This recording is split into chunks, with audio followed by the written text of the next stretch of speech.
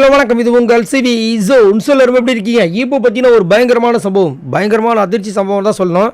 ஏன்னா நடுவில் வந்து எனக்கு தோண விஷயங்கள் என்னென்னா, ராணா வெளியே போகும்போதே அடுத்த டார்கெட் எனக்கு தெரிஞ்சு சௌந்தர்யாவாக இருக்க வாய்ப்பு இருக்குன்னு அப்போவே சொல்லியிருந்தேன். அதே மாதிரி தான் நடக்குது. ஏன்னா சௌந்தர்யா மேலே தான் பயங்கரமான ஒரு சம்பவங்கள். ஏன்னா பிஆர்னு போயிட்டுருக்கு. மற்றவங்க யார் மேலேயாவது போயிட்டுருக்கா. ஆனால் இவங்களுக்குலாம் இல்லைன்னு சொல்ல முடியுமா? யாராலையும் சொல்ல முடியாது. ஏன்னா எல்லாருக்கும் இருக்கும். ஆனால் அதிகப்படியாக ஏன் இவங்களுக்கு தெரியுதுன்னா, இவங்க எதுவுமே பண்ணலை.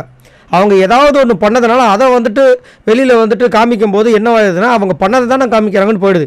இவங்க எதுவுமே பண்ணாமல் இவங்க அழகாக இருக்காங்க, முடி அப்படி பண்ணுறாங்க, முடி இப்படி பண்ணுறாங்க, ரொம்ப க்யூட்டாக இருக்காங்க, இப்படி பண்ணதுனால தான் இங்கே இப்போ ஹைலைட்டாக தெரியுது.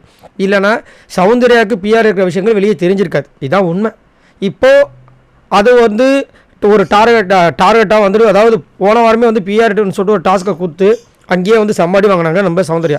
இப்போ இந்த வாரம் வந்து 8 vs 8ன்னு வச்சு எக்ஸ்கண்டன்ஸில் அதிகப்படியாக தாக்கிறத பற்றி நம்மளுடைய சௌந்தர்யாவை போட்டு தாக்கி அந்த பொண்ணு தாங்க முடியாமல் அழுது நான் வீட்டுக்கு போகிறேன்னு சொல்லி, அதுக்கப்புறம் இப்போ பிக் பாஸ் உள்ளே கூப்பிட்டு ஒரு விஷயத்த பேசுகிறார்.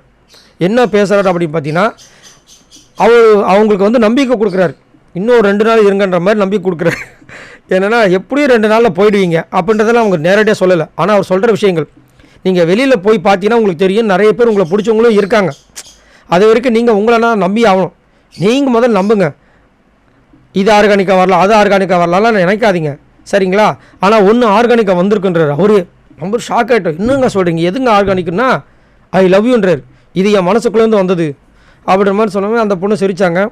அதே மாதிரி உங்களை வந்துட்டு யாராவது ஒருத்தங்க நீங்கள் ஆர்கானிக்காக ஓட்டு வாங்கலை அப்படின்னு சொன்னாங்கன்னா நீங்கள் சொல்லுங்கள், எனக்கு பிடிக்கலனா மக்கள் தான் என்னை வெளியே அனுப்பிச்சிருப்பாங்களே அப்படின்னு சொல்லுங்கள். நீங்கள் முதல் மனசுக்குள்ள நம்புங்க அப்படி இப்படின்னு சொல்லி அமுச்சு விட்டாப்புல. அவங்களும் இப்போ தான் வந்து வெளியே போயிருக்காங்க. பட் இது வந்து எனக்கு தெரிஞ்சு இதோடு நிற்காது.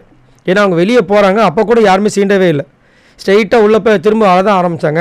எனக்கு தெரிஞ்சு இது என்ன ஒரு வருத்தமாக இருக்குன்னா, இந்த விஷயங்கள்லாம் முன்னாடியே செஞ்சுருக்கலாமோ, முன்னாடியே செஞ்சு அவங்கள வந்து அனுப்பிச்சிருக்கலாம்.